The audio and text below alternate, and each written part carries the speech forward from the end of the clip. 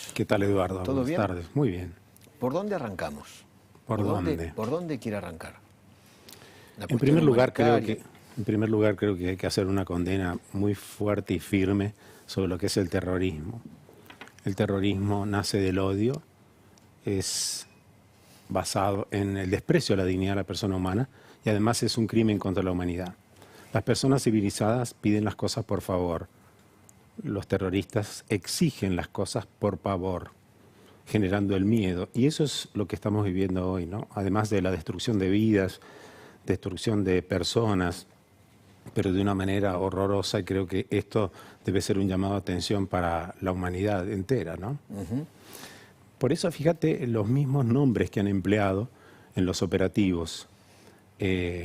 Hamás ha titulado Operativo El Diluvio de Al-Aqsa. ¿Qué es eso? ¿Qué significa?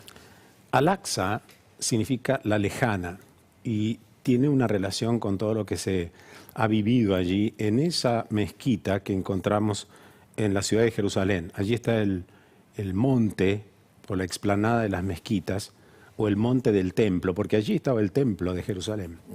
Y entonces es una mezquita que está al lado de la mezquita de la Cúpula Dorada o la mezquita de Omar. ¿Y por qué tiene importancia y por qué se la llama la lejana?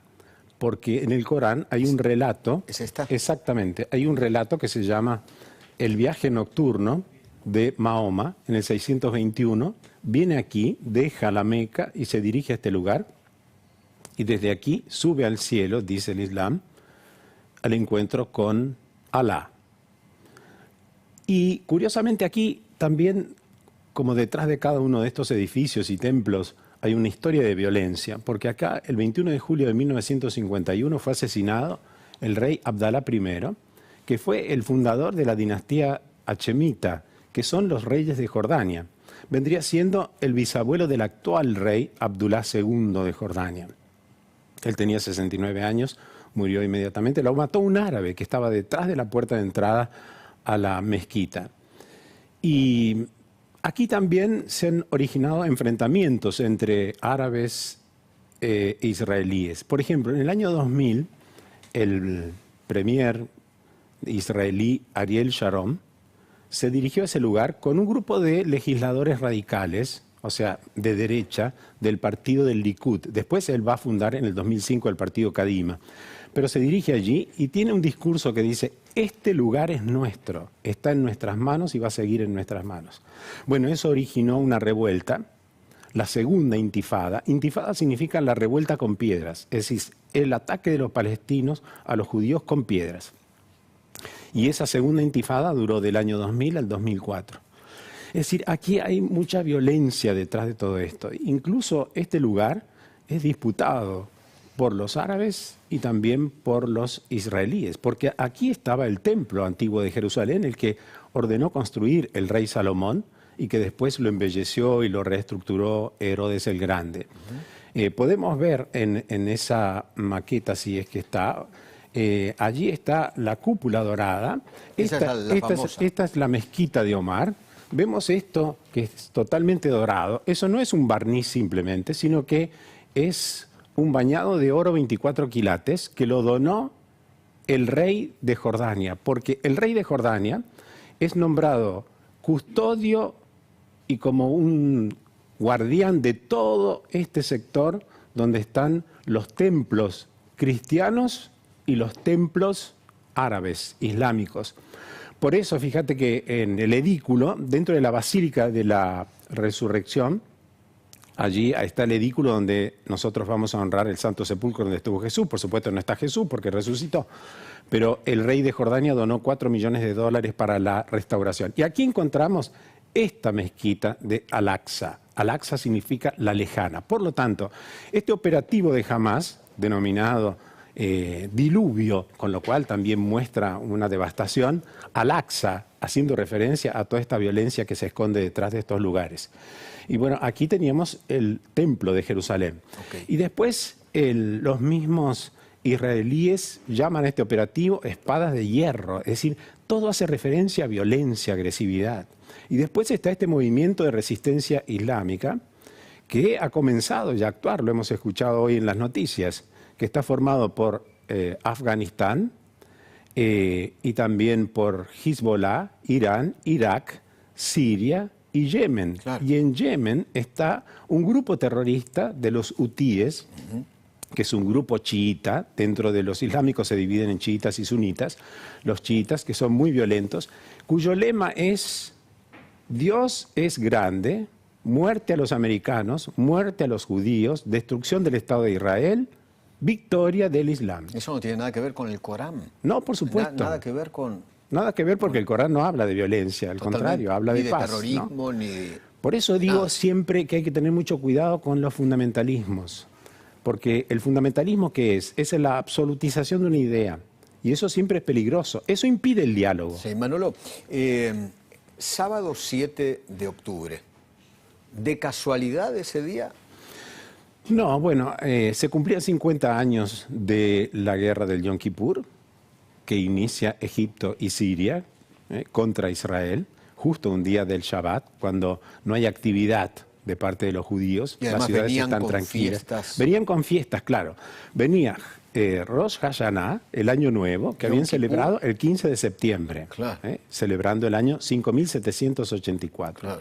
Después habían celebrado el día más sagrado de los judíos, que es el Yom Kippur, Yom Kippur, claro. que es el 24, fue el 24 de septiembre, y después la fiesta de las tiendas, o Sukkot, que fue del 29 al 6 de octubre, y esto sucedió el 7 de 7. octubre. ¿Por qué? Porque esa fiesta, que dura 7 días, recuerda cómo el pueblo de Israel fue peregrinando durante 40 años por el desierto para llegar a la tierra prometida.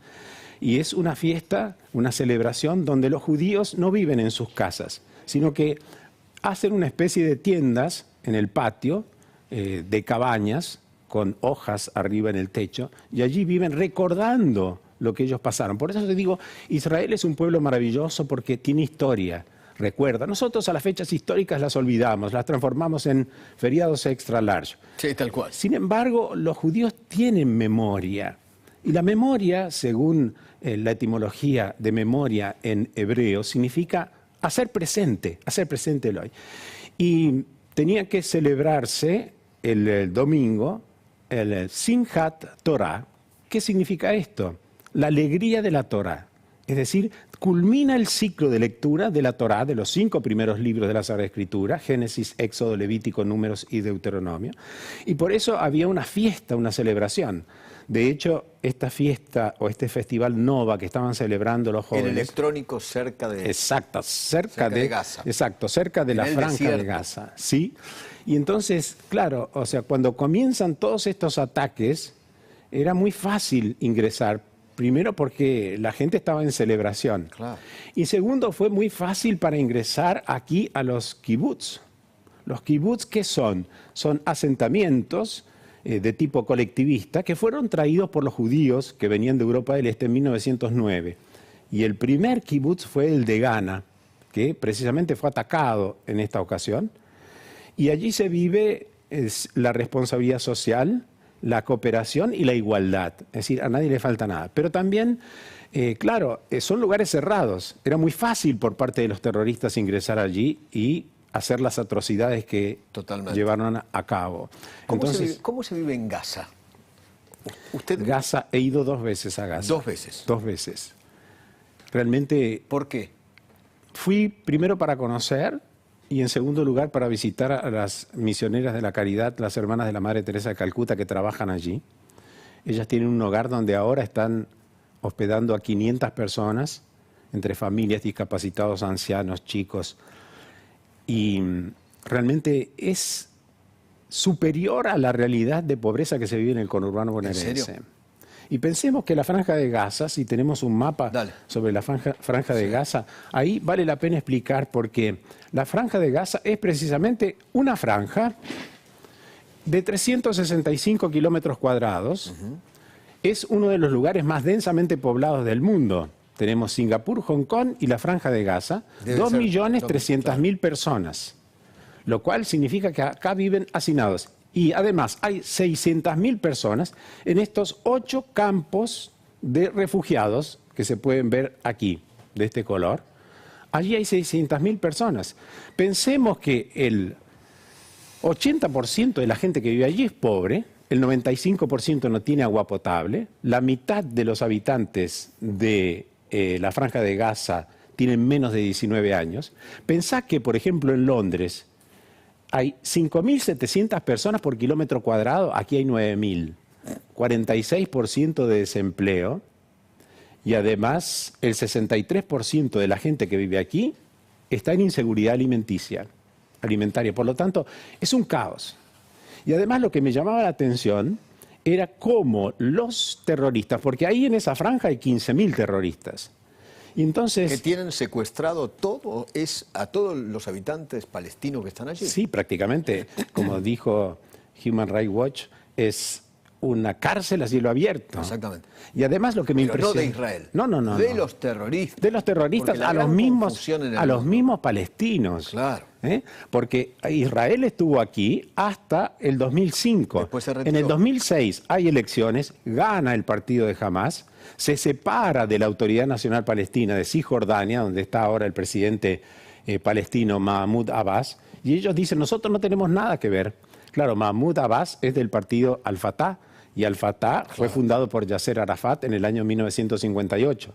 Y entonces ellos es como que han tomado el dominio de ahí, pero no para promover a la gente, sino para someterla aún más. Yo he visto, por ejemplo, cómo se paseaban en autos de alta gama y sacaban las armas por la ventanilla y recorrían todos los lugares, porque los terroristas no tienen un lugar fijo, precisamente para no ser blanco de acción de parte de los israelíes.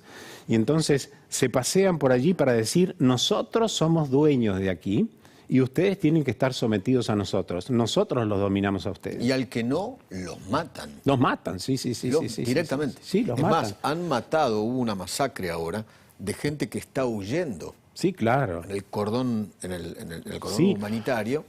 Eso es lo que han pedido que, por ejemplo, Israel pidió que la gente de la Franja de Gaza se vaya para el norte, pero es muy difícil. Allí no hay corredores humanitarios y por lo tanto, si lanzan un misil, una bomba de parte de Israel, allí se transforma en una catástrofe, ¿no?